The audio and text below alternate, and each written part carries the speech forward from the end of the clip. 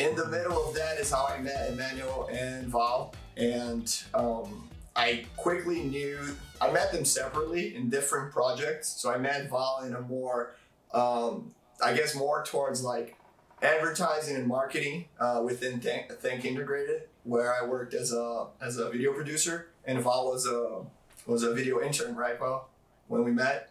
Yeah, and I remember seeing her portfolio right away and being like, all right, we need that. Bring her in, we need that. So it was really good portfolio for someone applying back then to an internship. It was surprising for everybody. So that's how we met. And then I met Emmanuel through my other passion, which is filmmaking. So we met on a film set. And then technically on the next project, he wasn't on set, but he was in the project. That was like a funny story. The COVID project of yeah. while being the main producer. We can forget about that one. Let's talk about the good stuff. I tried editing a little bit that one, but I never finished. Yeah. Let's talk about other things. So. Long story short, then I currently, like I said, I'm in Brazil. I'm doing a little bit of work for American companies, a little bit of work for Brazilian companies. I have my own production company here. Everybody here has one, so I want everyone to talk about their production companies as well. We love working together, but we also love working on our own, on our creative stuff. I'm mostly a director because for multiple reasons. One is that I like all the different aspects and phases, I guess, of filmmaking from pre-production to post. So I like writing. I really enjoy the cinematography, the talking, the communication, and I love editing in post. So I think directing has a little bit of all of that, but also because I'm a storyteller by heart and I really love telling engaging stories and being a part of that. But I do different roles on set. We love film so much that it's hard for us to just do one thing. And I guess the last thing I want to say is that I'm currently getting my master's degree in storytelling and branding and digital communications. So it's keeping me up to date with a lot of trends in technology, and that's also something we want to talk about a lot here in this podcast. Just things like AI, like a bunch of stuff. So you guys are going to hear a lot of cool, interesting stuff. But yeah, Emmanuel, if you want to talk a little bit about yourself and then What about SETI Films? Oh yeah, I mean the production company I have set up here in Brazil is SETI Films, so you guys can check that out on Instagram, and it embodies everything that I have for film. I try to bring that knowledge, experience, and passion for filmmaking to that brand to create content for all kinds of clients. You know, each story is very unique, so I don't pick and choose too much of what kind of stories I want to tell. I think everyone has their own stories and there's a unique way to tell that story. So we do everything from, I try not to do a lot of event videography. That's the three of us, I think, but we do that sometimes. We do a lot of commercials where we actually get to tell a whole story. We do a lot of music videos. So those are more similar to film. And again, we're going to talk about all these things in the podcast later. But for us as creatives, it's important to have a certain control over the final product. So we like to do things where we have that. So if we can control the lighting, the acting, the storytelling, we love that stuff, the three of us. And that's also what I bring to my company. So I love doing branded commercials. So we worked with clients like eBay. We worked with clients like Tabasco.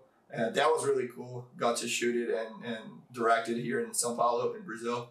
So it was just interesting to be able to deal with different cultures and speak different languages and see how things are on set. Cool. I mean, awesome. I mean, great introduction. My name is Emmanuel. I have a little production company here, EMMANUEL Films. And yeah, brand films, commercials, all the stuff we kind of like to do. And yeah, we met all each other doing film. We don't want to really call ourselves that much of full-on filmmakers because we all kind of are growing into the aspect of doing things in different ways than we imagined when we first got into either film school or college.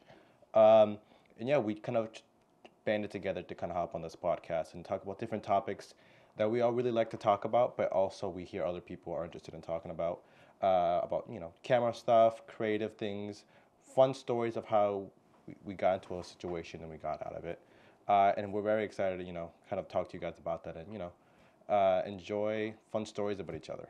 And we're also very excited in the near future to hopefully have some guests on and tell some awesome advice and, being a producer, being a filmmaker, being a DP, and kind of being that from college and then hopefully getting to that business person that, has their own company or is a DP that travels.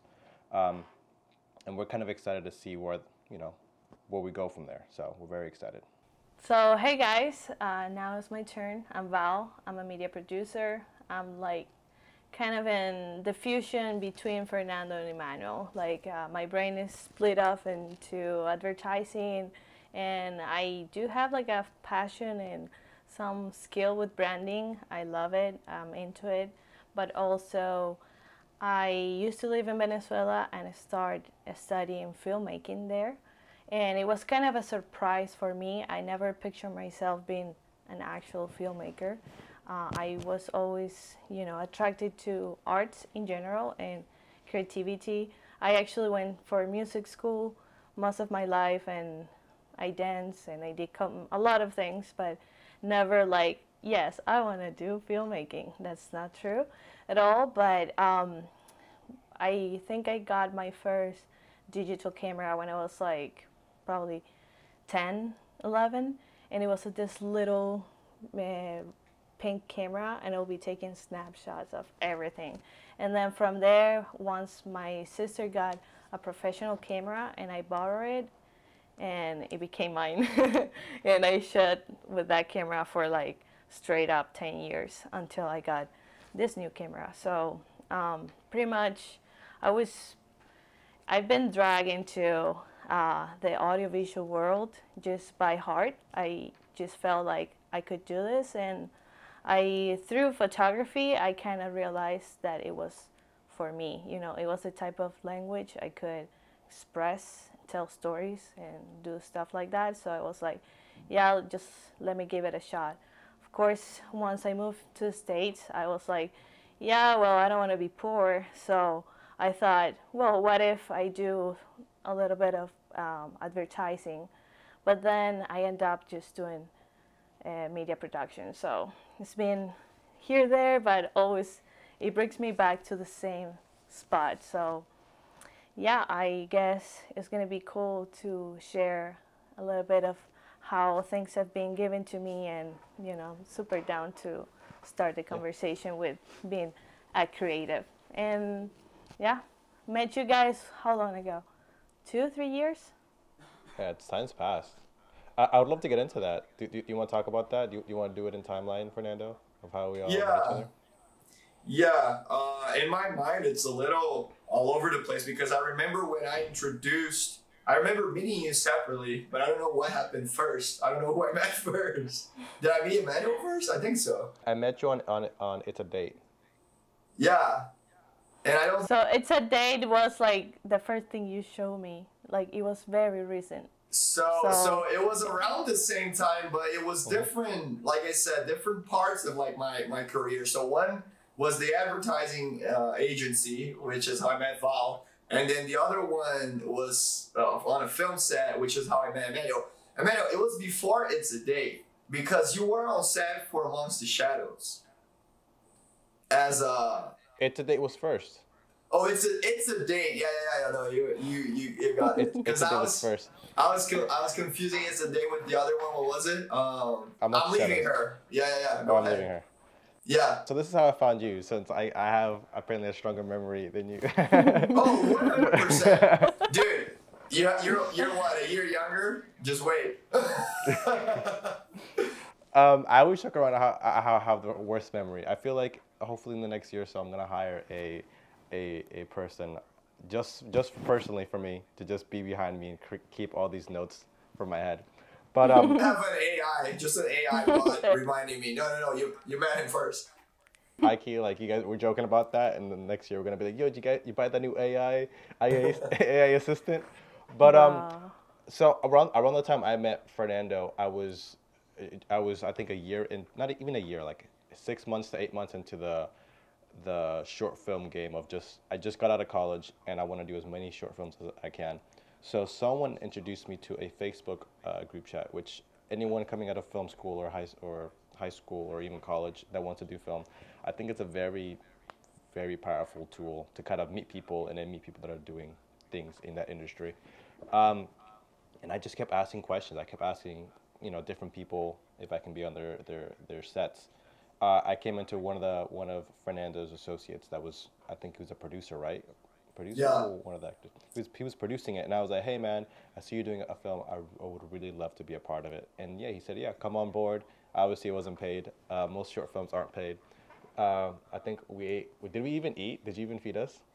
Let's worry about that later. You don't need to eat sometimes. Yeah, let's not That's get a into lot. details. You're here to make a film. I remember now, though. I'm not gonna say it. I'll let you tell the story. But I remember the day that the first day I saw you. I remember the first day, the shot we got together. Yeah, guys, weird, but we were in my bedroom. I mean, we were. What can I say?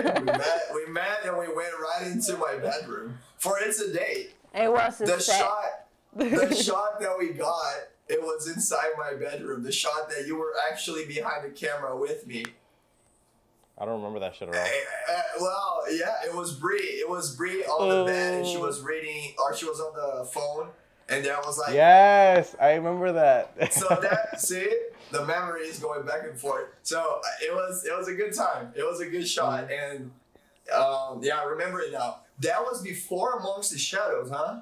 I didn't remember. Okay. Yeah. No, way before. I feel like the wild thing about the story too is that like, I around that time, I think that's a whole different Emmanuel than I am now, because I was fresh out of college. I was super eager, super excited. My whole mindset was film, and that's why like I don't necessarily want to call myself a filmmaker, because when I first got in college and when I first got out of college, my whole mindset was like, I want to be a filmmaker, and it was such a naive and a small, like, not small mindset. It was a super ambitious mindset, and I guess age gets to you, but